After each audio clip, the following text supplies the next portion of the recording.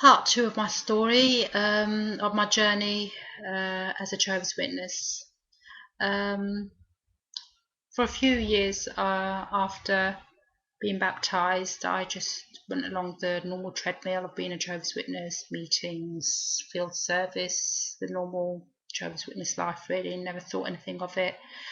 I went to Italy one particular year, met up with my husband. We corresponded for a while. I came back to the UK. We wrote letters and made phone calls to each other, and this is way before the time of the internet, Skype, mobile phone, texting, and all that kind of stuff. So basically, we courted from far away, from a distance, and in the old-fashioned way, really. I moved out to Italy. We married in November 1990. But there was a big thing connected with my marrying my husband, in the sense that him being a Jehovah's Witness also, he had health issues, major health issues involving internal hemorrhaging, and of course that would bring into the whole thing the blood issue. To cut a long story short, and not really wanting to go into too much detail, he passed away 17 months into our marriage, at which time I was 6 months pregnant with our son. This really started me thinking big time. So I came back to the UK, had our son 3 months later, and it was a catalogue of events really sparking from that time of his death, my having the baby, and just thinking, reevaluating life and looking at, the whole teachings of the Jehovah's Witnesses, in particular the whole blood thing. And I couldn't get over the fact of how, as and when it suited the organisation, they'd move the goalpost. And I got to thinking about how people, and young children in particular, gave up their lives, died for this teaching that now has evolved differently as time has gone by. Also, I thought about the whole transplant thing as well. Once upon a time, transplant was akin to cannibalism according to the organisation. Then they moved the goalpost on that as well. And basically it was lots and lots of questions. My own personal experience with my husband's passing away ignited in me a curiosity and a sense of this isn't right. And I approached the elders, spoke about it, and it was the normal kind of reaction that elders normally give people. It's like, well, you're low and you're not doing enough on the service. You need to throw yourself into doing Jehovah's work, and the usual platitudes and things that they always say.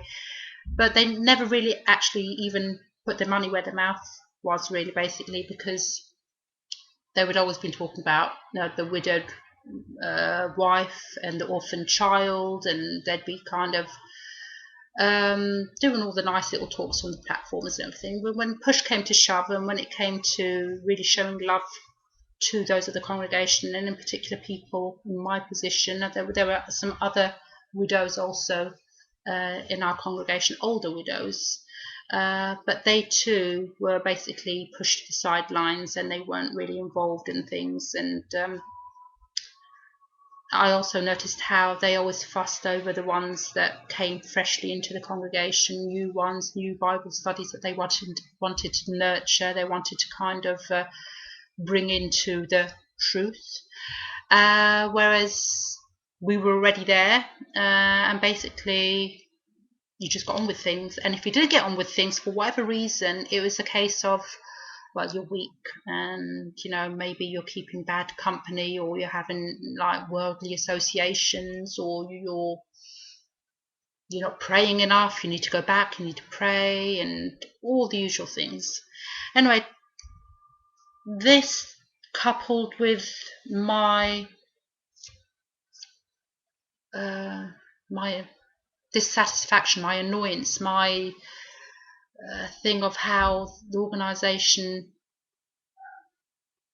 always changed things with this scripture about the light becoming ever brighter, and that's how it would how they would explain developments within the organisation, changes within the organisation. That never sat right with me. It never, they say, well, it's Jehovah's light shining brighter, and was it the Proverbs one? I can't remember. I never memorised the scriptures anyway. But basically, it was that kind of thing really, really started to grate me. And the more questions I'd ask the elders, the more they'd feel, I don't know, indignant or insulted that I'd even ask. That they didn't see why I was asking. They thought I was just being awkward. So it came to a point where I started to attend the meetings on a less regular basis, kept away more often, then started to do research, found out about the pyramids, the Russell, and the whole, the history of the organisation, things that they don't tell your Commodore Garden Jehovah's Witness, your rank and file Jehovah's Witness that attends the meeting faithfully, loyally, every week, week in, week out, month in, month out. Things that you don't, because they hide it from you.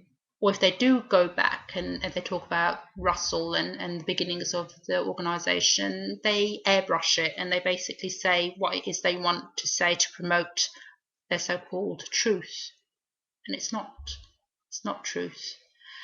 So it came to a point where I wrote a letter of disassociation. Posted it to them, and waited for their reply. They never replied, and I thought that was a bit strange. And not only was it strange that they didn't reply, I found that I'd bump into brothers and sisters in the town centre, and they'd come to me and they'd speak with me, and I thought, that's strange. Why are they talking to me? Have I not made it clear? Have the elders kind of done a talk about the fact that I've disassociated myself and announced it to the congregation? It turned out that the letter that I'd sent them never actually arrived, and months after I'd actually posted that letter, two elders turned up at the door, showing concern, and how come you've not come for such a long while, and what's been troubling you? We've missed you but it's taken you all these months to realise finally that I've not been attending and that you've missed me. You've really missed me, haven't you? Yeah, right. So we talked. Oh yeah, and I do remember that letter that I'd posted to them actually got redirected to me, because I'd written my address at the back of the envelope. So I actually had the original letter that I'd sent them. So I showed them the letter and said, well, this is it. I sent you this letter months ago, thought that you'd received it. And now it explains the fact of why certain brothers and sisters bumping into me in town were chatting with me as if, everything was fine.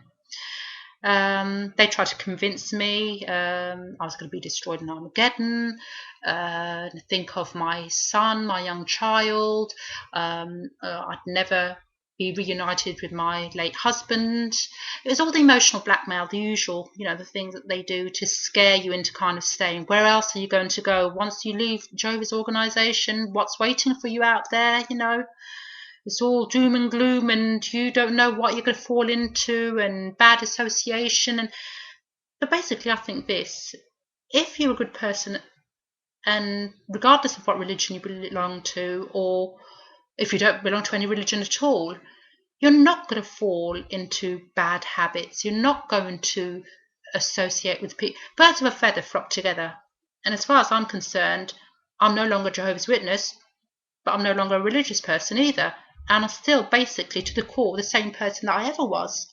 I don't do anything, don't break any laws, treat others the way I'd like for them to treat me. I think I'm a pretty good person. So, some people do leave religion, whether it's the Jehovah's Witnesses religion, a Christian religion, or whatever, and do go off the rails. Yeah, okay. But then I'd imagine it's down to personality, it's down to circumstance, situations, and I think those people turn around and most times find themselves again and put themselves back on the rails. I'm a very sensible, down to earth kind of person. That was never going to happen to me. But they like to kind of plant this doubt in your mind as to once you leave, you're going to go AWOL, you're going to go nuts, you're going to kind of go into drink, into drugs, into promiscuous sex. You're going to have all sorts of things happening to you because then Satan's world is going to drag you in and he's going to kind of tempt you with all sorts of things. And so that doesn't really stand because they go to the extremes, they go to the exaggeration. They think that anyone that's not a Jehovah's Witness, anyone that leaves, basically is going to wind up a druggie, wild. I don't know what they think, but they think basically you give yourself to Satan and you become evil.